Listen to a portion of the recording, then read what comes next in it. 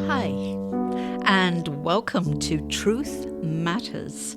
My name is Lynn, and with this podcast, I'm hoping to shine a light on a range of topics, whether Irish, regional, or global, and whether environmental, cultural, or political.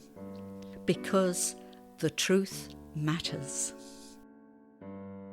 In this episode of Truth Matters, Son of a Gun, Private Gun Ownership, I came across so much information on gun ownership that I decided to break this episode into two parts.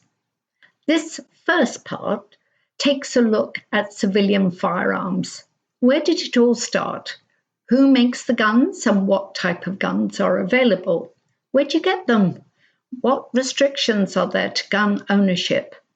And where do we find gun ownership?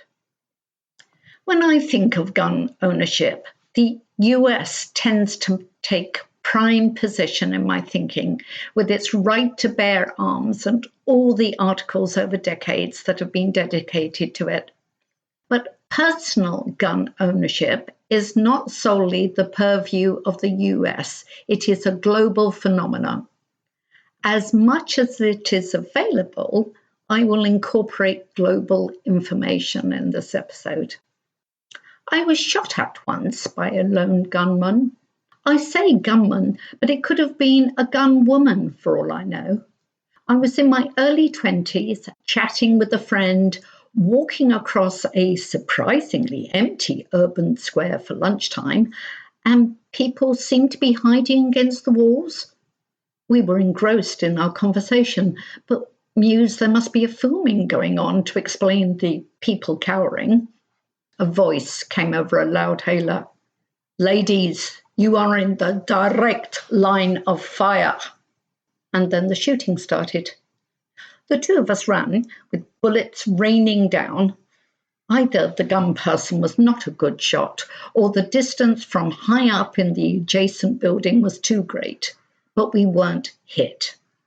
By the time we reached safety and stopped laughing, somewhat hysterical laughter, I'll admit, I came to the conclusion that you don't fear a bullet until it hits you, or someone alongside you, and you're a witness to the damage.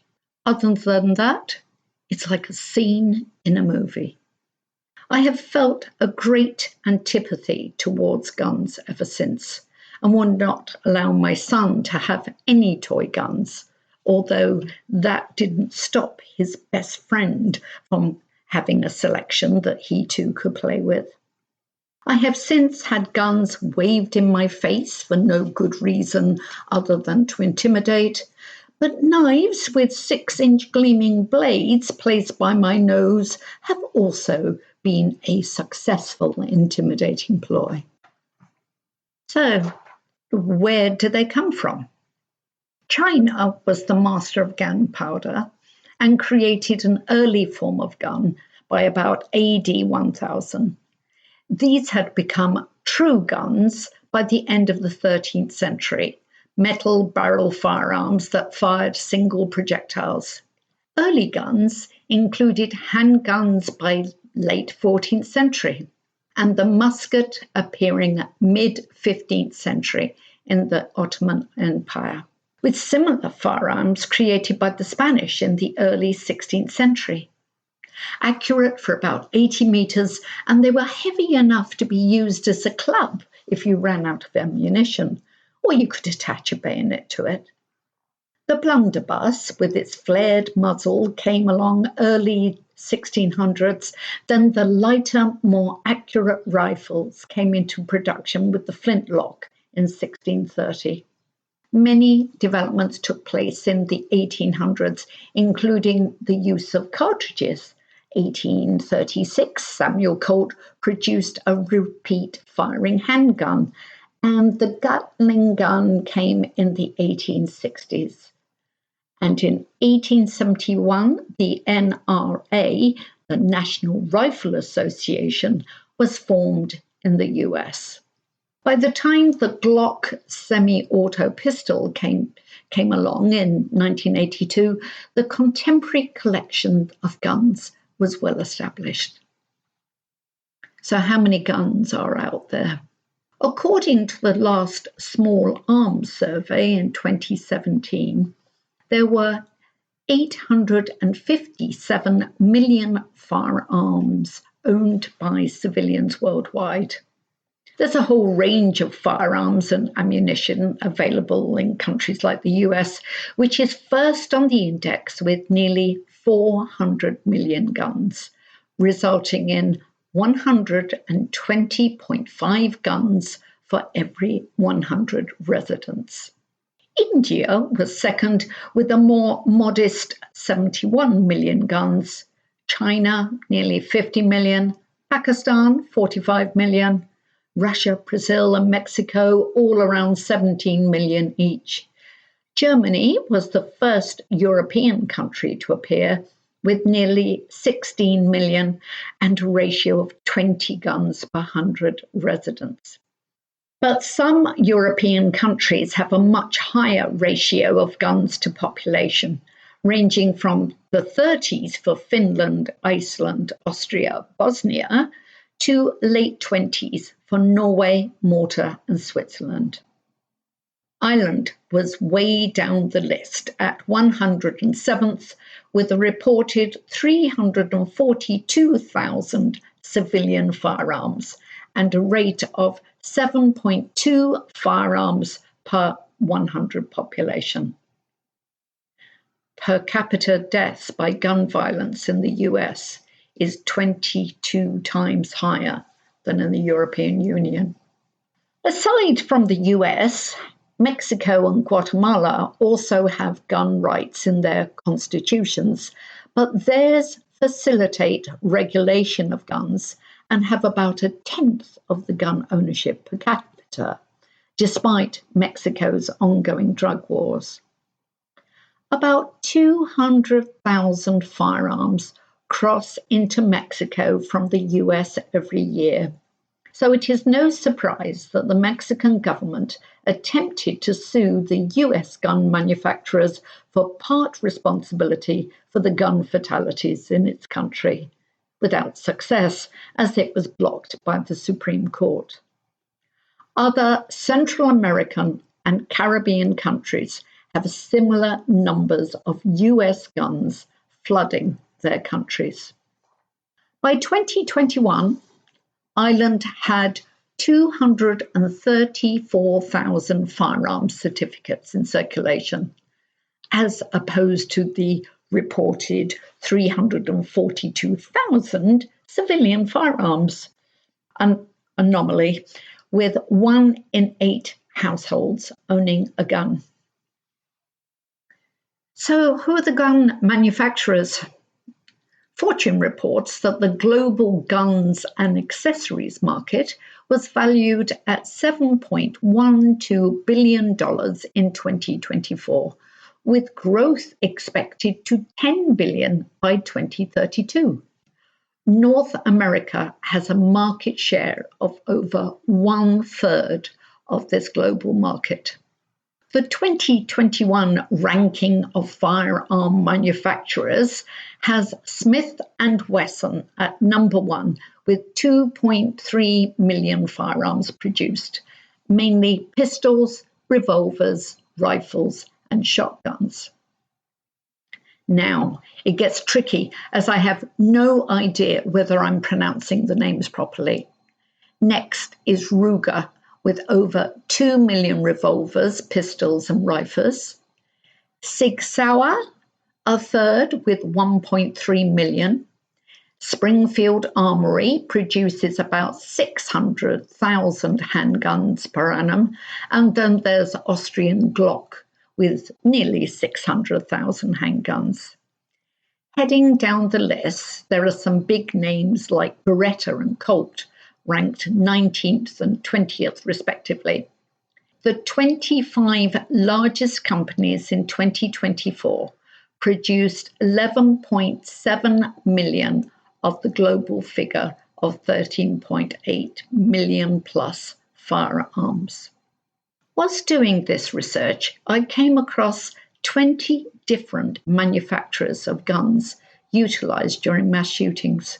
ranging from pistols and revolvers, hunting rifles, bolt and lever action rifles, made-to-order guns, and a range of semi-automatic guns, plus all the accessories like the bump stock, which accelerates the rate that bullets can be fired. So where can you buy them? In the US, you can stroll into your local Walmart supermarket and buy a gun and ammunition.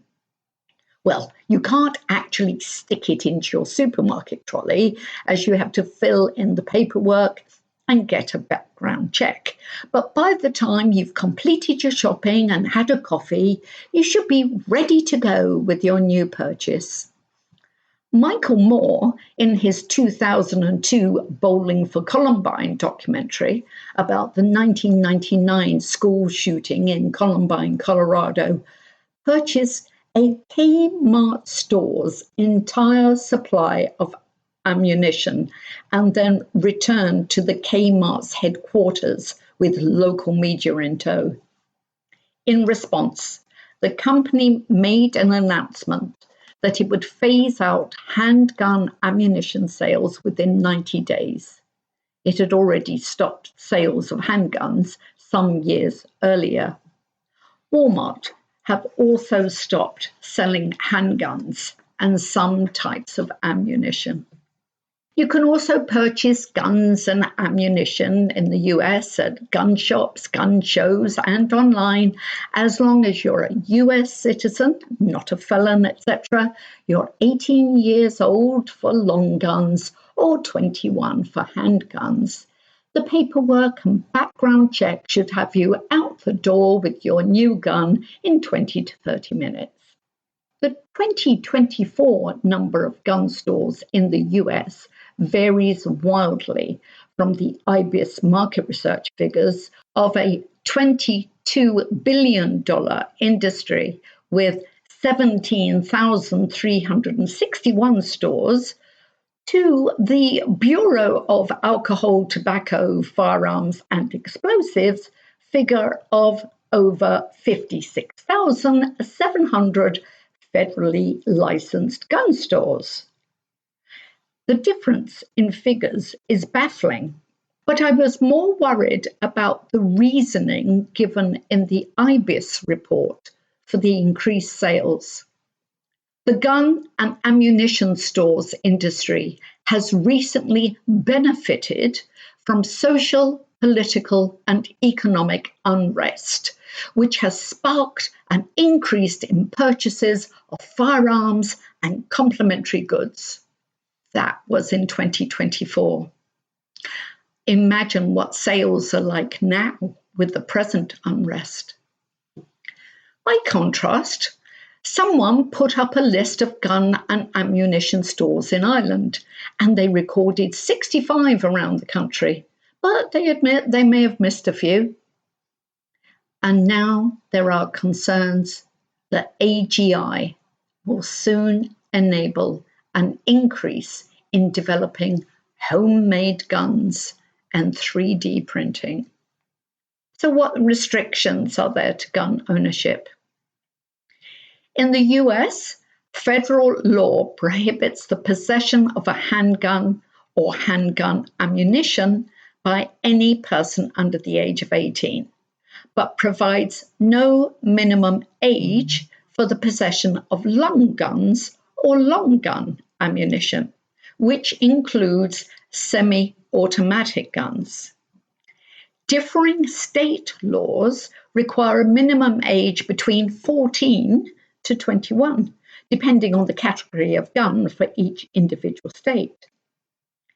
The EU is active in gun laws and recently passed a lead shot ban, much to the dismay of the 965 gun clubs in Ireland. I was surprised by such a high number. According to a 2022 article in the Irish Times, Ireland has some of the strictest gun laws in the EU. Public use is governed by 11 pieces of primary legislation, 31 statutory instruments, 3 EU directives, and several High Court judgments. The Gardaí, that's our police force, grant for a fee a 3-yearly firearms certificate to individuals aged 16 or over who qualify for the purpose of hunting or target shooting and killing of pests.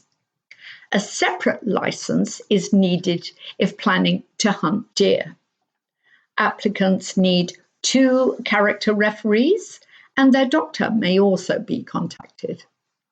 They would have to prove they can store the guns securely and are competent to use a firearm by either attending a training course or being admitted as a member to a gun club or shooting range with their firearm certificate requirements.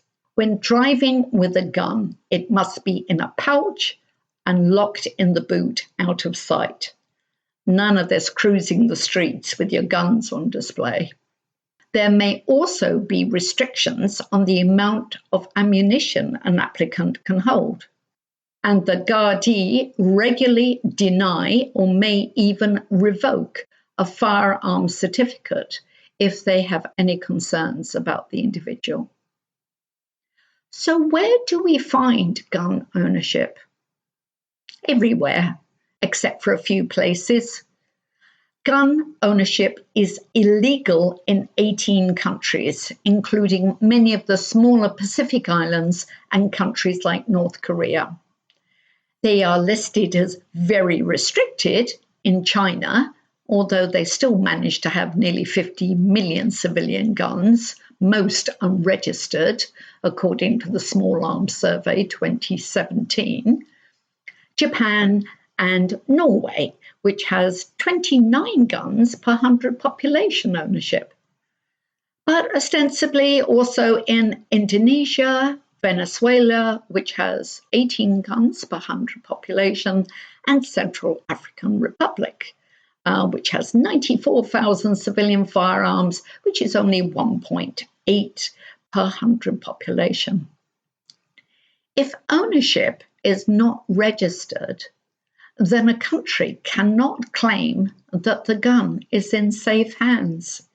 Singapore, South Korea, and Japan have negligible rates of gun ownership, the lowest in the world. There is not an outright ban, but ownership is made very difficult. So, the range of gun ownership.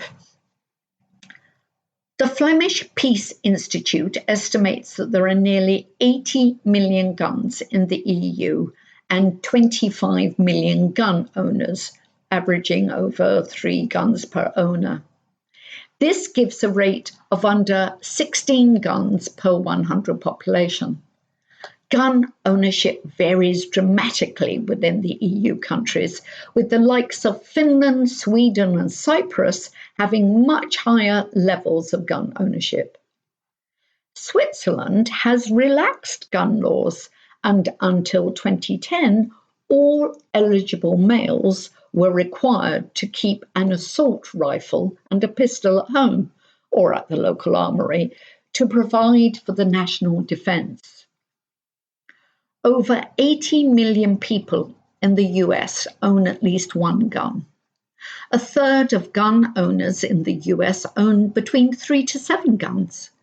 But the top 14% of gun owners, which make up 3% of the population, own between 8 to 140 guns. The average is 17 guns in a collection. Collectively, this combines to an armory of 133 million firearms. There is what seems to me, perched in the south of Ireland, to be an extraordinary law pertaining to guns in some towns of the US. In 1982, Kennesaw, Georgia, a city of 33,000, designation of towns and cities have a different meaning in the US, passed a law requiring gun and ammunition ownership by all householders in order to provide for and protect the safety, security, and general welfare of the city and its inhabitants. Exceptions are made for the mentally ill and physically disabled, convicted felons, conscientious objectors, and people who cannot afford to own a gun. Similar laws, with exceptions as above, were passed in 2000 in Virgin, Utah. In 2013, the Family Protection Ordinance was passed in the town of Nelson, Georgia. After the state of Colorado passed a law restricting the usage of certain types of guns, Nuclear Colorado passed a similar ordinance. And a Texas town, Gun Barrel City, also enacted the law. No surprise there with a name like that. Some years ago, I came across a saying, violent language gets you used to the idea of violent action. How much violent language do we come across in our news feeds every day? How much violent action is being signaled to us by these encounters? And did the likes of the pardoning of the January 6 rioters legitimize the use of force in dissent? Well, I'll leave it there and we'll take a look at some of these items in next week's episode, part 2. It will be who's shooting what and looking at some of the impacts of gun violence, checking if any guns have been banned, and how different groups perceive gun ownership and the numbers involved in gun violence. And is gun ownership strictly a man thing? So, this is Lynn, signing off with another episode in the Democracy Matters series of Truth Matters, and thank you for listening. Until the next time.